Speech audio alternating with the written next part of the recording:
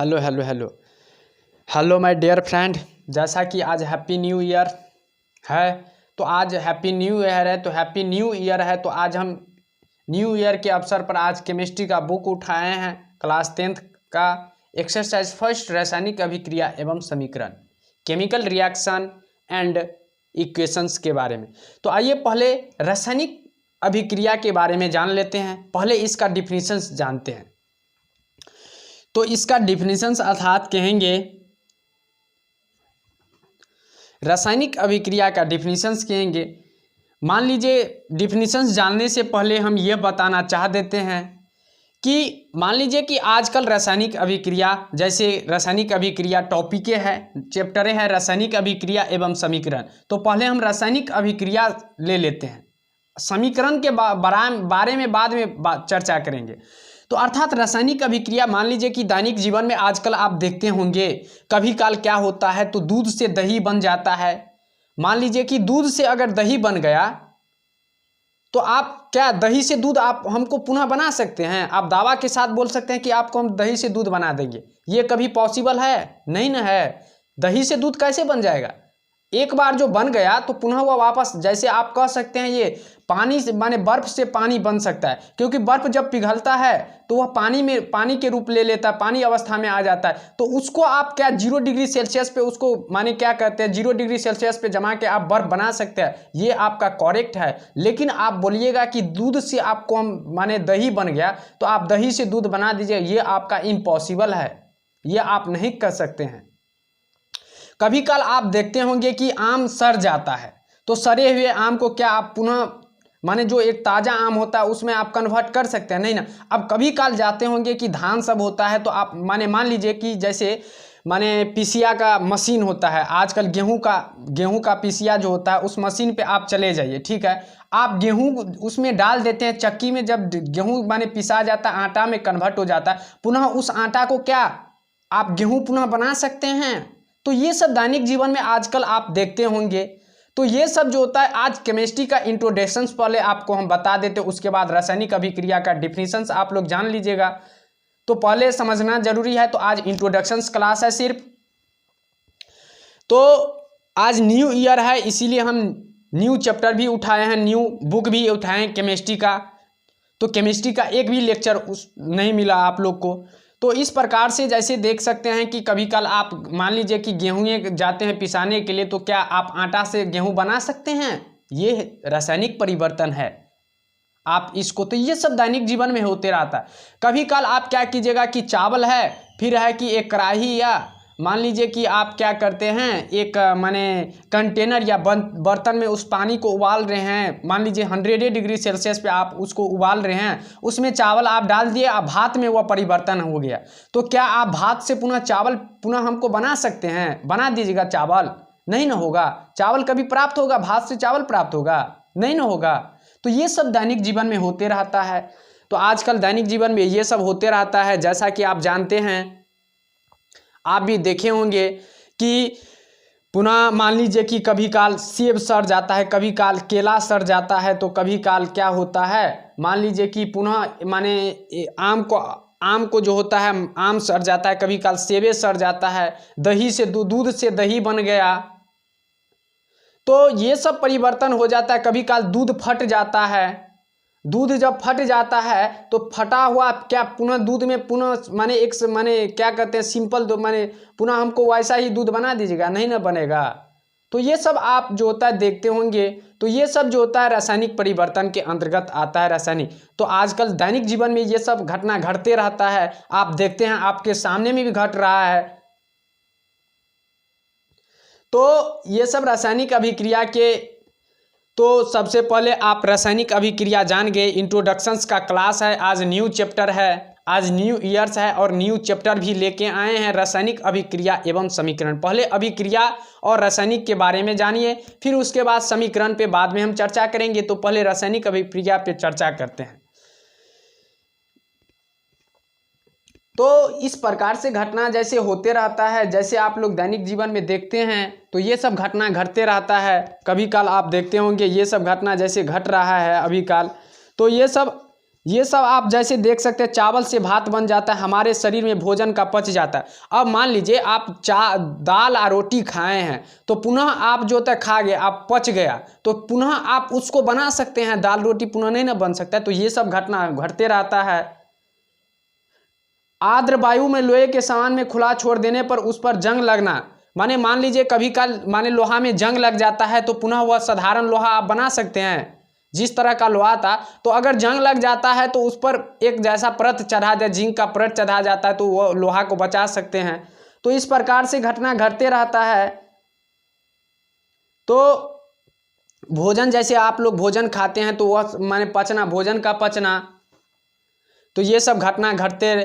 तो ये सब रासायनिक अभिक्रिया के अंतर्गत है। अब मान लीजिए कि आपको हम दिए कैसे, माने मान लीजिए कि पानी दिए, शरबत, माने पानी और चीनी, शरबत, चीनी को अब गल गया तो पुनः वो गला हुआ फिर चीनी में परिवर्तन हो जाएगा, ठोस में परिवर्तन हो। जब एक बार द्रव बन गया तो वो ठोस में हो जाएगा, कभी जीवन में संभव होगा नहीं ना होगा। चीनी जब गल गया, पानी के साथ पानी में घुल गया, तो पुनः उसको चीनी में परिवर्तन कर सकते हैं, नहीं ना होगा। तो ये सब घटना घट। तो आइए इतना ही हम बताना चाह। अब टॉपिक पे आते हैं, रासायनिक अभिक्रिया क्या है, इसका डिफिनीशंस पहले जानते हैं। लिखेंगे कि जब एक या एक से अधिक, जब एक या एक से अधिक यौगिक संयोग करके, संयोग का मतलब अभिक्रिया करके, संयोग करके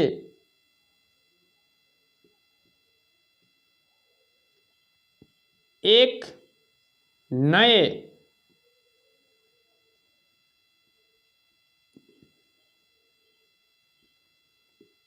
पदार्थ का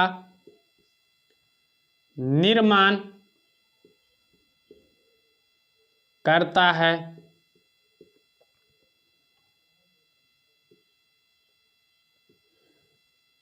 उसे रासायनिक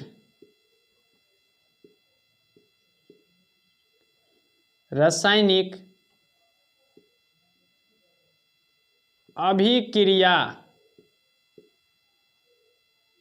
कहते हैं।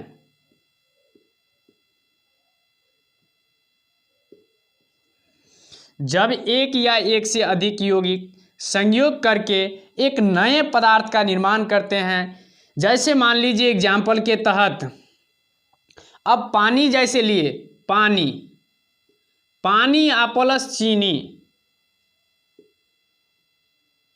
पानी प्लस चीनी को जब रिएक्शन किया जाता है तो हमें क्या, शरबत प्राप्त होता है। तो ये भी एक इसका एग्जाम्पल हो गया। जैसे मान लीजिए कार्बन प्लस ऑक्सीजन को संयोग किया जाता है तो कार्बन डाइऑक्साइड प्राप्त होता है। जैसे मान लीजिए कि मैग्नीशियम प्लस ऑक्सीजन को संयोग किया जाता है तो मैग्नीशियम ऑक्साइड बनता है। और एग्जाम्पल ले सकते हैं, जैसा कि नाइट्रोजन प्लस ऑक्सीजन को संयोग किया जाता है तो नाइट्रोजन ऑक्साइड सोडियम ऑक्साइड बनता है। सोडियम प्लस ऑक्सीजन को संयोग करने पर Na2O होगा, सोडियम ऑक्साइड बनता है।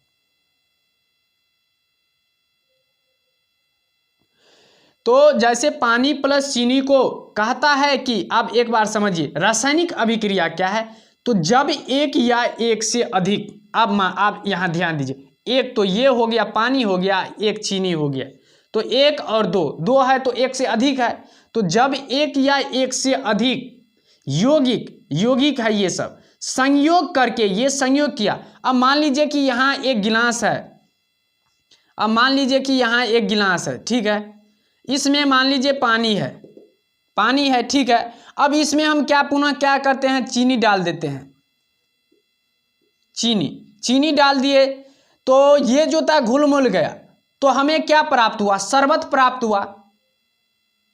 पानी में जब चीनी मिल जाता है तो शरबत प्राप्त हुआ, घुल मिल गया। तो ये भी एक जो था रासायनिक अभिक्रिया हुआ। C+O2 कार्बन और ऑक्सीजन, एक तो ये जब एक या एक से अधिक यौगिक संयोग करके एक नए पदार्थ का, ये शरबत नया पदार्थ बन रहा है, कार्बन डाइऑक्साइड नया पदार्थ बन रहा है, मैग्नीशियम नया पदार्थ बन रहा है।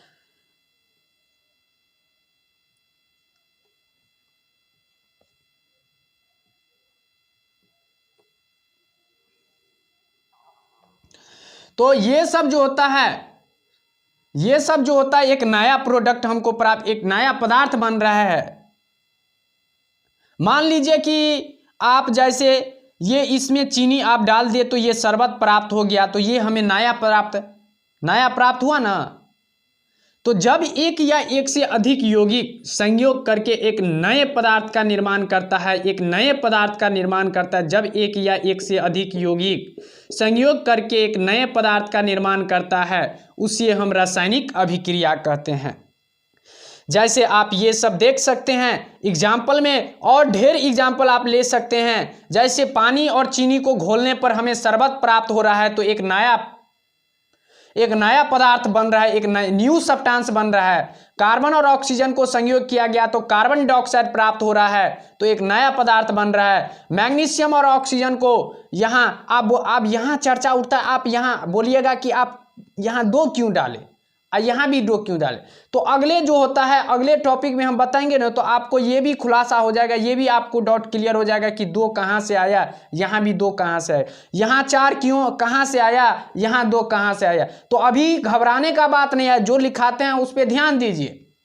ये 2 कहाँ से आया, ये भी डाउट आप लोग को क्लियर होगा जब नेक्स्ट चैप्टर माने नेक्स्ट जो होता है लेक्चर लेके आएंगे, जैसे केमिस्ट्री का, तो उसमें आपको ये डाउट क्लियर हो जाएगा कि 2 और 4 कहाँ से आता है। तब वहीं आपको पता चल जाएगा कि 2 4 कहाँ से। अभी नहीं, अभी सिर्फ यही देखते रहिए कि ये एग्जाम्पल। तो आप ढेर सारे एग्जाम्पल ले सकते हैं। जैसे मान लीजिए एल्युमिनियम और ऑक्सीजन को संयोग किया जाता है, एल्युमिनियम और जैसे डॉट एग्जाम्पल ले सकते हैं। तो यहाँ से आप देख सकते हैं, आप यहाँ बोलिएगा कि 4 क्यों लिए हैं, यहाँ 2 क्यों लिए हैं। तो अभी आपको इस पर ध्यान नहीं देना है, सिर्फ इस एग्जाम्पल पे ध्यान देना है। आप ये मत रट लीजिएगा कि 4Na+O2 2Na2O, ये मत रटिएगा। 2Mg+O2 2MgO, ये नहीं रटने का चीज़ है। Mg+O2 MgO, सिर्फ यही आप, मैग्नीशियम ऑक्साइड, यही आप Mg+O2 MgO, यही आप याद रखिएगा। अब 2 और 4 कहाँ से आया, ये तो आपको अगले जो होता है ना, इससे नेक्स्ट टॉपिक जो होगा ना रासायनिक अभिक्रिया से नेक्स्ट जो आप लोग को बताएंगे, वहीं आपको डाउट ये क्लियर हो जाएगा कि ये 2 कहाँ से आया, 4 कहाँ से आया, ये कहाँ से आया, कहाँ से आप लाके यहाँ बैठा दिए। तो इस सब पे नहीं ध्यान देना है। तो एक बार फिर से समझ लीजिए, रासायनिक अभिक्रिया जब एक या एक से अधिक यौगिक संयोग करके एक नए पदार्थ का निर्माण करता है, उसी को हम रासायनिक अभिक्रिया कहते हैं।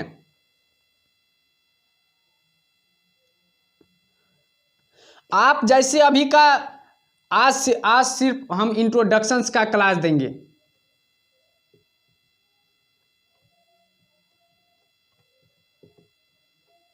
आज सिर्फ इंट्रोडक्शंस का सिर्फ क्लास चल रहा है, थोड़ा मोड़ा हम बता दिए हैं इंट्रोडक्शंस का। आज सिर्फ इंट्रोडक्शन का सिर्फ क्लास चलेगा। इंट्रोडक्शन माने आप लोग जानते हैं परिचय होता है, जैसे हमारा परिचय कहाँ है, आप लोग का परिचय क्या है, तो यही इंट्रोडक्शन है। इस सब के बारे में परिचय दे रहे हैं हम। तो रासायनिक अभिक्रिया जब एक या एक से अधिक यौगिक संयोग करके एक नए पदार्थ का निर्माण करता है, जब ये दोनों संयोग करता है तो हमें ये नया शरबत प्राप्त हो रहा है। अब मान लीजिए कि कहीं मिल पे हम जाते हैं, तो वहाँ क्या करते हैं, गेहूं लेके जाते हैं, और वहाँ गेहूं को जब डाला जाता है तो वह माने आटा में कन्वर्ट हो गया। तो जब गेहूं हम मशीन में डाले, तो एक तो गेहूं तो फर्स्ट प्रोडक्ट हो गया। डाले किस में, मशीन में डाले किस में, तो मशीन में डाले ना। तो मशीन में डाले तो एक नया प्रोडक्ट क्या प्राप्त हुआ हमको। मान लीजिए कि ये मशीन है, ये मशीन है, इसमें हम गेहूं डालते हैं तो हमें एक आटा प्राप्त होता है। ठीक। तो हमें ये आटा जो प्राप्त हुआ, तो पहला तो प्रोडक्ट, तो पहला तो ये गेहूं हो गया पहला। दूसरा प्रोडक्ट, तो जब एक या एक से अधिक, एक या एक से, एक तो मशीन हो गया, एक गेहूं हो गया, तो एक या दो है, तो जब अगर सिंपल एक रहेगा तो ये रिएक्शन नहीं होगा, ये कभी भी नहीं, आप सिंपल एक से नहीं हो सकता है, दो लेना पड़ेगा हर हालत में, दो। जब एक या एक से अधिक यौगिक संयोग करके एक नया पदार्थ का निर्माण करता है, गेहूं को जब मशीन में डाला जाता है तो आटा प्राप्त होता है, गेहूं को जब मशीन में डाला जाता है तो आटा प्राप्त होता है। तो जब एक तो गेहूं हो गया, दूसरा मशीन हो गया, उसको जब माने गेहूं और मशीन में जब उसको पीसता है तो आटा प्राप्त हो जाता है, तो उसी को हम नया पदार्थ, हमें क्या प्राप्त हो गया, आटा। तो ये सब हमारे दैनिक जीवन में होते रहता है, तो इसको हम रासायनिक अभिक्रिया कहेंगे। तो एक बार फिर से, जब एक या एक से अधिक यौगिक, जब एक या एक से अधिक यौगिक संयोग करके एक नए पदार्थ का निर्माण करता है, उसी को हम रासायनिक अभिक्रिया कहते हैं। जब हम चावल को, मान लीजिए जब हम चावल को, चावल एक कंटेनर है, ये मान लीजिए बर्तन है, एक बर्तन है, ठीक है, ये आज टेम्परेचर आग है, ये मान लीजिए आग है, उतना हम फिगर नहीं है, हमको फिगर पारने में उतना नहीं आता है, तो हम वैसे आप लोगों को बता रहे हैं। तो जैसे ये मान लीजिए कंटेनर है, कंटेनर में ये पानी भरा हुआ है, ये आग टेम्परेचर है, मान लीजिए 100 डिग्री सेल्सियस पे टेम्परेचर है, 100 डिग्री सेल्सियस पे टेम्परेचर, इसमें 100 डिग्री तो काफ़ी हो गया, मान लीजिए 50 डिग्री टेम्परेचर है, ठीक है, 50 डिग्री टेम्परेचर है, उसमें क्या किया, भरा हुआ है कंटेनर, उसमें खौल रहा है, पानी खौल रहा है। तो जब इसमें हम क्या करते हैं, चावल को डालते हैं, जब हम इसमें चावल को डालते हैं तो हमें किस में जो होता प्राप्त होता है, भात में प्राप्त होता है। तो जब एक या एक से अधिक यौगिक, मान लीजिए जब एक या एक से अधिक यौगिक, एक तो ये कंटेनर है, ये तो ये कंटेनर है, इसमें ये आग है, यहाँ से हम टेम्परेचर, इसको तापमान दे रहे हैं, तो इसमें हम जब पानी खौल रहा है तो इसमें हम चावल को घुसाए हैं, चावल डाल दिए, चावल डालने पे हमें प्राप्त हो रहा है यहाँ चावल माने भात प्राप्त हो रहा है। तो जब एक या एक से अधिक यौगिक, मान लीजिए एक चावल तो फर्स्ट यौगिक हो गया, सेकेंड यौगिक जो होता है कंटेनर हो गया, बर्तन में जो पानी खौल रहा है, तो एक या एक से अधिक यौगिक संयोग करके एक नए पदार्थ जैसे भात का निर्माण कर रहा है, तो उसी को हम रासायनिक अभिक्रिया कह सकते हैं। तो आप दैनिक जीवन में, और हम तो इतना ही आपको एग्जाम्पल, आप अपने मन से और भी एग्जाम्पल पे आप चर्चा कर सकते हैं। तो जब एक या एक से अधिक यौगिक संयोग कर रहा है तो एक नए पदार्थ, अब मान लीजिए जैसे एक गिलास हुआ, ये गिलास हुआ, ये गिलास हुआ, ये गिलास में क्या है, मान लीजिए ये है नमक है, नमक है, ठीक है, नमक है, गिलास में पानी भरा हुआ है, पानी, ये पानी है, नमक डालने पर हमें भी शरबत प्राप्त हो रहा है। तो जब एक या एक से अधिक यौगिक संयोग करके एक नए पदार्थ का निर्माण करता है, उसी को हम रासायनिक अभिक्रिया कहते हैं। अब मान लीजिए दूध है, ठीक है, यहाँ ये भी एग्जाम्पल हो गया, ये सारे एग्जाम्पल हम आप लोग को बता रहे हैं रासायनिक अभिक्रिया से रिलेटेड। तो ये दूध है, दूध में हम क्या किए हैं कि नींबू का रस डाल दिए हैं, खट्टा डाल दिए हैं, कोई एसिड डाल दिए हैं, टैट्रिक एसिड माने खट्टा चीज डाल दिए हैं। तो इसमें हम एसिड जब डाल रहे हैं कि खट्टा चीज, मान ली नींबू का रस डाले हैं, तो ये दही में परिवर्तन हो गया है। तो जब एक या एक से अधिक यौगिक, एक यौगिक तो दूध हो गया है, दूसरा यौगिक नींबू का रस हो गया, तो जब एक या एक से अधिक यौगिक संयोग करके एक नया पदार्थ, न्यू सब्सटेंस का निर्माण कर रहा है, दही का निर्माण कर रहा है, तो उसी को हम रासायनिक अभिक्रिया कहते हैं। और भी एग्जाम्पल आप ले सकते हैं। अब मान लीजिए कि आप भोजन कर रहे हैं, ठीक है, भोजन कर रहे हैं, मान लीजिए कि चावल माने भात और दाल खा रहे हैं, ठीक है, भात दाल खा रहे हैं, तो आप खा के पच गया, एक तो भात हो गया और एक तो दाल पच गया, तो क्या पाचन क्रिया, ये भी दैनिक जीवन हो गया, ये भी रासायनिक परिवर्तन हो गया। अब मान लीजिए कि दूध, ये दूध है, ठीक है, ये दूध है, मान लीजिए दूध है, इसमें कोई खट्टा चीज हम डाल दिए, नींबू का रस डाल दिए, नींबू का रस डाल दिए खट्टा चीज, तो दूध जब फट गया, फटा हुआ दूध, तो फटा हुआ जब एक प्रोडक्ट तो दूध हो गया, सही, एक प्रोडक्ट से दही लिखा गया, दूध, एक प्रोडक्ट तो दूध हो गया, दूध हो गया। दूसरा प्रोडक्ट कोई खट्टा चीज हो गया, फट गया, क्या दूध फट गया तो एक नया प्राप्त हो गया। पहले तो सिंपल दूध था, पहले तो दूध था, फटा नहीं था, उसमें कुछ हम डाल दिए, दूसरा प्रोडक्ट। एक चीज से कुछ नहीं होगा, दूधे सिर्फ रहेगा तो क्या दूध अपने मन फट जाएगा थोड़ी, उसमें कुछ ना कुछ तो मिलाया जाता है तभी ना वो फटता है। तो ये सब जितना ढेर सारे आप अभी देख रहे हैं, हम आपको बता रहे हैं, ढेर सारे एग्जाम्पल हो गया रासायनिक अभिक्रिया। सिर्फ आज हम रासायनिक अभिक्रिया का डिफिनीशन ही बताएंगे और साथ में इतना जो होता है इंट्रोडक्शंस क्लास है, तो आज हम इतना ही तक आपको बताएंगे। आप भी मन से आप एग्जाम्पल ले सकते हैं। तो जब एक बार फिर से समझ लीजिए, जब एक या एक से अधिक यौगिक संयुक्त करके एक नया पदार्थ का निर्माण करेगा, उसी को हम क्या कहेंगे, रासायनिक अभिक्रिया कहेंगे। ये ढेर सारे आप एग्जाम्पल देख सकते हैं। तो आज हम इतना ही तक बताएंगे, अगले लेक्चर में फिर आपसे मुलाकात होगा। अगर दोस्त आपको वीडियो अच्छा लगे तो आप लाइक सब्सक्राइब कमेंट जरूर कीजिएगा और अपने दोस्त को अधिक से अधिक शेयर करने का प्रयास, क्योंकि वीडियो ज़्यादा लेंदी हो जाता है। तो हम 20 मिनट 25 मिनट से कम ही वीडियो डालना चाहते हैं, या 20 मिनट से कम 18 मिनट। तो आज हम इतना ही तक। Good night, okay bye, thank you.